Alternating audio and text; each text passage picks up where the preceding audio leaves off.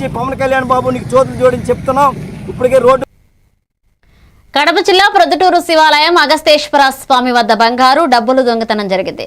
ప్రజాపక్ష party అధ్యక్షుడు పుత్తా లక్ష్మీరెడ్డి ప్రకారం endowment ఉద్యోగి ప్రసాద్ మరియు అసిస్టెంట్ కమిషనర్ శంకర్ బాలాజీ ఈ క్రమంలో పాల్పడినట్లుగా ఆరోపణలున్నాయి. నకిలీ బంగారు హారాలు తిరిగిచ్చి వాటి మూలాన్ని తప్పుగా వివరించడం విశేషం. లక్ష్మీరెడ్డి ఉన్నతాధికారుల ఆదేశాల మేరకు సంబంధిత కేసు నమోదు చేయాలని డిమాండ్ చేశారు. ఆలయ చైర్మన్ వంగలపూడి నారాయణరెడ్డి కమిటీ సభ్యులు కూడా విచారణలో పాల్గొన్నారు.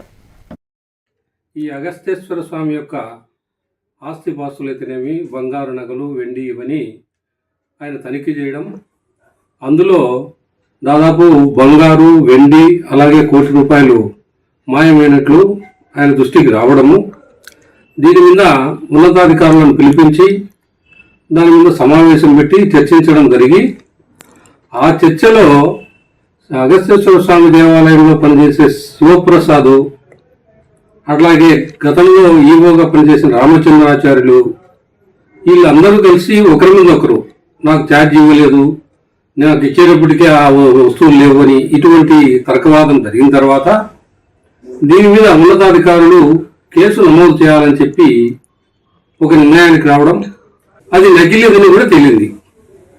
అప్పుడు వీళ్ళు ప్రశ్నిస్తే శివప్రసాద్ ఏం చెప్పినాడు, ఆయన నాకు శంకర్ బాలాజీ ఏసీ గారు పంపించారని చెప్పి చెప్పడం జరిగింది. సో ఈ మొత్తం వ్యవహారం అంతా ఏం జరుగుతుందంటే మొత్తం అందరికీ భాగాలు ఉన్నాయి, ఉద్యోగస్తులందరికీ భాగాలు ఉన్నాయి. నేను భక్తుల తరఫున ఒక మాట అంటున్నాను, వీళ్ళు దేవాలయాలను అభివృద్ధిపరిచే ఉద్యోగులా లేకుంటే దేవాలయాల సొత్తులను దొంగిలించి దొంగల? కాబట్టి కేసు నమోదు చేస్తున్నదులకి ఇంత ఉనికొచ్చినప్పుడు సో ఈ బంగారు హారాన్ని నిజంగా ఒకవేళ నిజమైనది అయితే కేసు నమోదు చేయకుండా ఉంటారా? మరి వెండి ₹1,00,00,000 దాని పరిస్థితి ఏంటి? కాబట్టి ఖచ్చితంగా దేవస్థానం కమిటీ వారు మేము వాళ్ళకు సూచించేది ఏమంటే ఖచ్చితంగా మీరు కేసు నమోదు చేస్తేనే దీని వెనుక ఎవరున్నారు, ఎవరు ప్రమేయం ఉందనేది పోలీసు విచారణ తెలుస్తుంది.